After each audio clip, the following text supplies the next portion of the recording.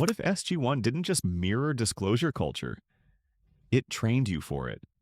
The show blends authentic military cadence, secrecy ethics, and myth rebooting to make covert action feel responsible. In 13 moves, we'll decode how it builds trust, normalizes non-reveal decisions, and teaches you which heroes to believe. You'll recognize the beats you hear today. Ancient tech, benevolent mentors, weaponized faith, mapped beat for beat. Want the framework that makes leaks feel inevitable but justified? It's all here, layer by layer.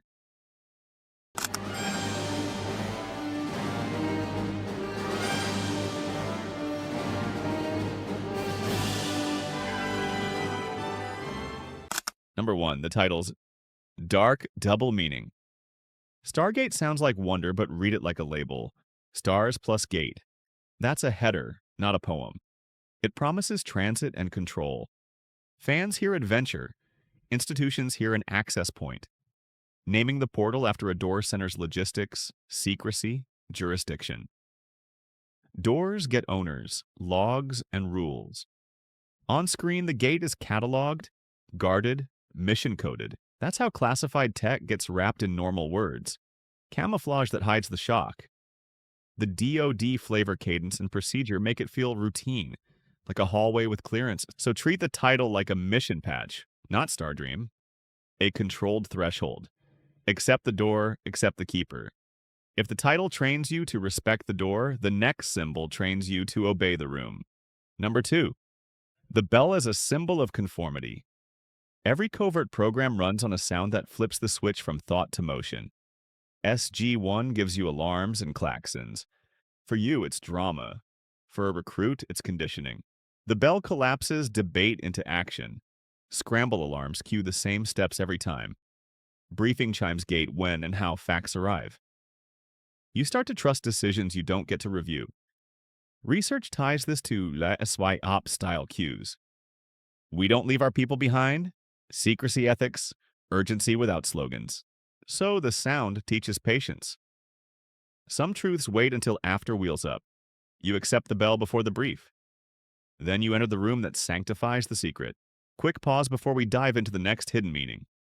If you're enjoying this breakdown, make sure to hit that subscribe button right now. We've got even deeper Stargate SG-1 theories. Trust me, you don't want to miss what's next. Number 3, the Max as a sacred space. Every conspiracy story needs a sanctum where doctrine gets set.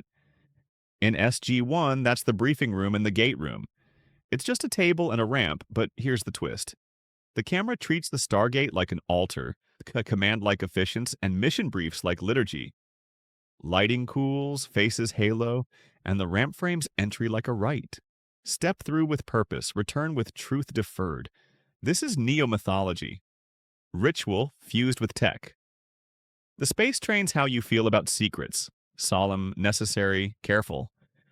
Withholding reads as stewardship, not deceit. Sanctums need rules and rival creeds to test belief. Next, competing mythologies. Number 4. The Zack Attack versus the Slater Buster. Two playbooks clash. Zack Attack hides disclosure in a TV wink. Slater Buster locks it down to keep order. The series flips between a show inside the show gag and sober deniability. Which tactic sets the tone? Wormhole Extreme turns truth into parody, so a leak sounds like a joke. Meanwhile, Black Ops arcs lean on suppression until advantage is secured. Research says these meta moves work as critique and cover, a narrative inoculation that normalizes both paths. Mock it, then classify it. That's the win-win. If you talk, it's comedy. If you don't, it's contained. Now give those ideologies a face. Ambition with a conscience. Number 5, Lisa Turtle, the material girl with a moral compass. Ambition with a conscience runs the program. You see civilian allies and diplomats chase access, funding, and credit, but they keep drawing lines. They argue for labs, ships, and staff, then push back when plans tilt toward exploitation. That mix, grant money, travel rights, moral breaks, builds a believable insider. It signals you can want the keys and still guard the door. The alliance-building arc recasts hunger for tech as stewardship, tied to the fifth race ideal. Grow. but earn it. Morality trims the grab, keeping the institution clean enough to trust. Ambition with limits legitimizes power. Now meet the reformer who presses too far. Number 6, Jessie Spano, the flawed feminist. Reformers inside the gate fit the flawed idealist mold. They call out power, then hit the same walls they protest. Their critiques land. Secrecy breeds mistakes. Interference distorts cultures. Collateral harm haunts wins. But their fixes, full transparency, hard bans, unilateral leaks, risk larger chaos. Internal watchdogs, IOA oversight, even rogue reform cells push the SGC into public debates that end with measured secrecy framed as the lesser harm. The ethics wrestle is clear. Non-interference versus defense, restraint like the ascended, pressure like a prosecutor. So, reform fails loudly and you're inoculated. You vent with them, then accept caution as wisdom. Next comes the meltdown. Shortcuts bite back. Number 7, the caffeine pills. Episode was deeper than you knew. Shortcut tech is the caffeine pill of this franchise. It promises speed, then taxes the system. Each quick fix spikes capacity and crashes trust. Alien weapons, neural boosts, warp ethics, fast gains, hidden costs. You get results, then lose autonomy. The Ori fold belief into hardware, turning faith into leverage. The Goa old bake power-ups into rule by spectacle. Even Earth's captured gadgets backfire when pushed past understanding. That taxonomy teaches temptation versus restraint. Slow, accountable progress wins. Secret pacing of disclosure feels prudent, not stingy. So when the shortcut explodes, secrecy reads as protection. You accept the pause. And who keeps that pace? The kindly boss who keeps the lights on. Number 8, Mr. Belding, the accidental father figure. He's the good dad. Firm voice, soft landing, human enough to miss and own it. You doubt him until he steps in harm's way, takes the blame, and still signs the order that costs. That mix buys leeway. You forgive gaps because he carries weight you don't have to. SGC leaders model duty, contrition, and the creed. We don't leave our people behind. That loyalty is soft power. It turns withheld intel into care like a parent locking the medicine cabinet. The cadence feels authentically military. Crisp, steady, communal. So secrecy reads as responsibility, not spin. If dad cares, the secret protects. Off-screen chemistry seals it. Number 9, the real-life romances that fueled the drama. On-screen bonds feel real because the show invests in intimate trust. Work partners, close friends, and quiet near romance. You feel the care before anyone says it. That warmth does more than charm.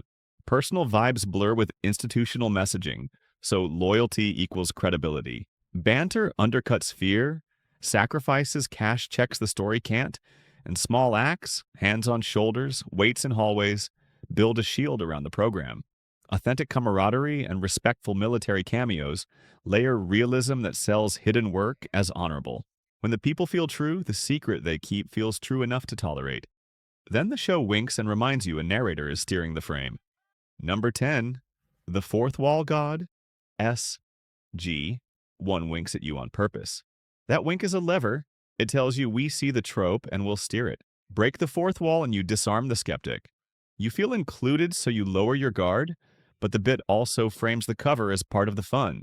Meta episodes flag, conspiracy beats, call out the trick, and make critique feel redundant. Wormhole Extreme stands as the clean case, self-aware, mocking, and mirroring at once. So the show becomes the god of its own frame. It sets the edges of belief and you go along. Guidance still needs limits. Wholesomeness holds the spell. Number 11, the show's secret wholesomeness mandate. SG-1 avoids nihilism on purpose. That's strategy. A steady baseline of loyalty, mercy, and restraint softens the edges of secrecy and collateral harm. You see a moral ceiling set by pacifist allies like the Nox, cautious mentors like the Asgard, and the Ancients' non-interference. Violence lands as reluctant protection, not sport. The tone reads as a noble, enlightened worldview inside a military frame.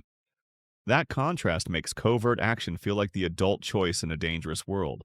Kindness becomes the alibi for control. You accept the sealed file because compassion leads, and that mandate shapes how the cast talks, jokes, and pushes back. Number 12. The cast found their voice. SG-1 taught you a way to talk. Dry humor, clipped commands, ritual banter. The cadence sounds like classified life, not cosplay. Too much jargon and you tune out. Too little and it rings false. The show threads the gap with human rhythm. Quips vent fear. Call and response mission beats calm nerves. Jargon lands as anchors, not noise. You learn the pattern like a heist crew. Check the gear, confirm the plan, crack a joke, go. That DoD-adjacent feel plus character warmth becomes a speakable doctrine. Soon you parse op speak like an insider. Share the language, share the worldview. And if this is training, here comes the wildest metaphor. Number 13. The darkest fan theory. Here's the twist. Read SG-1 like the he was dead all along trope. Earth's naive childhood is gone. What's left is training for afterlife disclosure. Think purgatory rules. Benevolent guides test worth. False gods tempt. Trials lead toward fifth race adulthood. Ancients, ascension, and diaspora map cleanly onto initiation myths. Be patient, be brave, accept partial light until you're ready. Neo-mythology and ascension arcs back that reading. The Ori weaponized belief as a fake revelation. Measured disclosure marks the true path. If childhood is dead, disclosure isn't a reveal, it's a right. The series teaches endurance for the in-between. Now we can ask if SG-1 reads like America's UFO manual. Number 14. Is Stargate SG-1 America's UFO manual? Here's the claim. SG-1 gives you a way to read whistleblowers, leaks, and ancient tech stories without losing faith in the system. Real hearings and crash retrieval rumors meet a public that wants answers now. The show models responsible non-disclosure, international buy-in, and warnings about shortcut tech and weaponized belief. You see the beats everywhere. Controlled rollout, mentorship, alliances, restraint. Research points to military authenticity, myth rebooting, conspiracy framing, and meta-inoculation. Like a playbook you can overlay on today's discourse. Call it a manual or a mirror. Expect secrecy with ethics, disclosure with pacing, and heroes who earn trust. So what do you do with it? SG-1 doesn't just echo disclosure culture. It gives you the grammar to read it and the patience to live inside it. You now spot the beats. Careful rollout, earned trust, and duty framed as care. That shifts how you weigh leaks, rumors, and ancient tech talk. If that map tracks for you, hit that subscribe button and drop a comment with the episode that first made you trust or doubt the program. What did you think? Share your SG-1 taught me moment below. Keep your curiosity sharp and your compassion on. The gate opens for those who can hold both. Let's get to it next time.